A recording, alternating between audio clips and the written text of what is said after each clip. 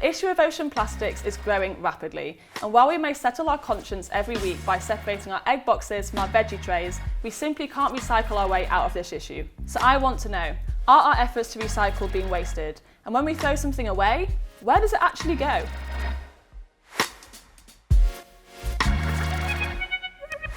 Well, this is where a lot of your waste ends up. This is a sorting facility based in London. It's capable of processing up to 84,000 tonnes of recyclables a year, and an impressive 85% of the materials they receive are successfully recycled. So let's have a look around.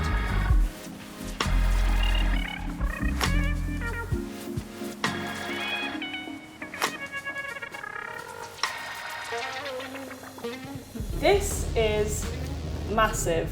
Where exactly are we right now? So we're in the material recycling facility, or we call it the MRF, and what we're doing is we're taking dry mixed recyclables into the one place and then separating them out into a number of different products. We probably get about 70,000 tonnes per annum, and it's a mixture of plastic bottles, glass bottles, aluminium and steel cans, and paper and cardboard.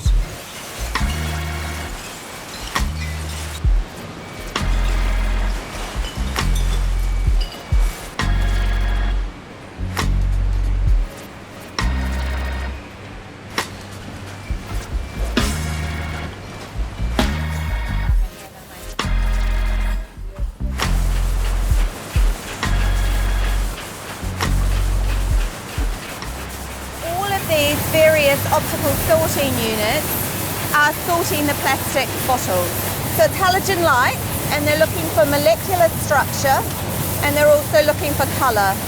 So they can determine the type of plastic it is, and that's how we're able to separate out 5 grades of plastic.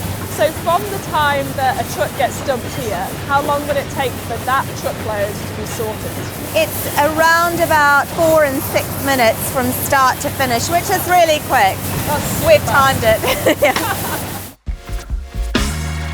I just feel a little overwhelmed by how much waste there is. It's impressive how complex the recycling process is and the technology which they're using to do this, but still it just feels like the sheer quantity of it is overwhelming.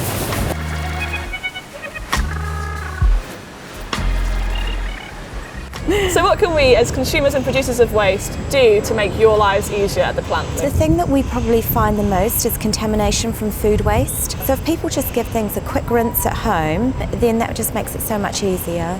How much of the waste that you receive is contaminated and how much is sorted correctly? So of the recyclables that we receive, typically 12 to 15% is contaminated. So actually, we are recycling over 85%. But the less contamination, obviously, the more that we can recycle, and that percentage of 85% can increase considerably. So I know in some countries consumers are asked to sort all of their waste into, for example, glass, plastics, things like that.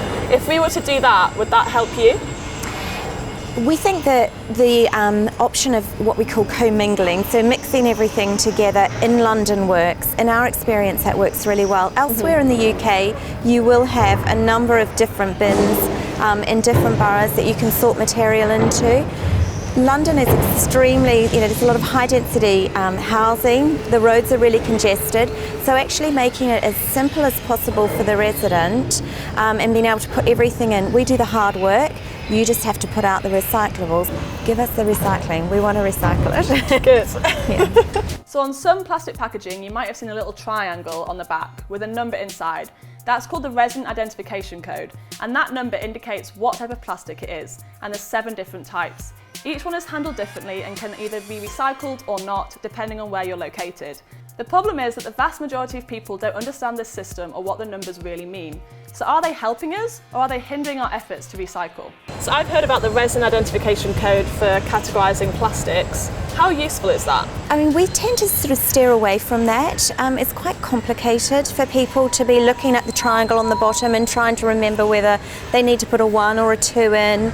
So actually saying what types of bottles we're looking for. We're looking for soft drink bottles, we're looking for milk bottles, shampoo, cleaning bottles.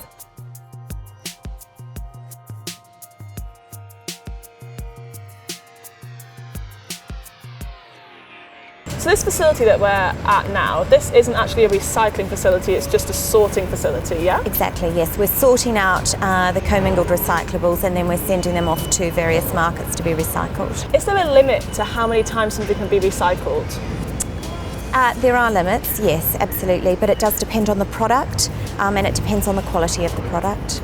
I mean, I guess, the message is, in terms of the waste hierarchy, if you can not produce the material in the first place, that's ideal. Mm-hmm. Secondly, if you can reuse the product, then that's the next best option. Mm-hmm. But really, if you've gone through that process, then the next best option is to recycle.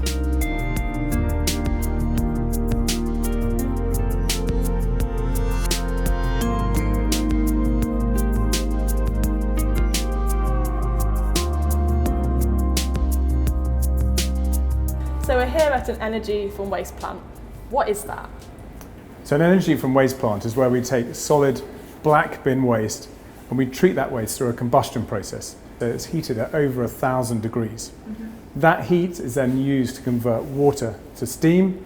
The steam drives a steam turbine, which in turn drives a generator, and the generator produces electricity that then is released into the national grid or exported to the national grid. In my head, a preconception that I have is that burning waste, in particular burning plastic, is pretty unsafe. I imagine flumes of black gas coming off it. So how do you avoid that? Now, in order to deal with the plastics and other gases that are produced during the combustion process, we introduced a number of chemicals which both neutralise and capture those gases that are produced during that process. So the first product we introduce is something called ammonia. That ammonia has a chemical reaction with the NOxes, and it produces three products basically. Nitrogen, which is in the atmosphere outside, a small amount of hydrogen, which immediately burns, and then water vapour. So is there any environmental implication of this way of handling waste? So we argue it is very positive for the environment. One of the fundamental points is here, it's more than just treating waste. We're producing baseload electricity, and that baseload electricity supports forms of renewable energy such as solar and wind, and displaces other forms of energy generation such as carboniferous gas production or coal or even nuclear. So the traditional form of waste disposal has been landfill. It's been like that for centuries. Here in the UK, we are in a well-regulated environment. But if you think of the thousands of cities around the world where the only means of waste disposal is essentially either on the street or in an open hole or on the beaches or on the riverbanks, there is huge application for this technology, energy from waste, to deal with that waste problem that's there today, but also support those cities in terms of baseload electricity. Again, an issue that many of them have. This has been absolutely fascinating and so insightful. It seems like we can recycle a lot. The technology has come on leaps and bounds, but there's definitely some costs and limitations to these processes. In reality, the vast majority of the plastic that we've produced, 79% of it, is either sat in landfill or in the natural environment in the form of litter, and this is still the norm today. So perhaps recycling is part of the solution, but not the whole solution. We still need to place focus on reducing and reusing. Make sure that you subscribe to see more from us here at Earth Unplugged, and I'll see you soon.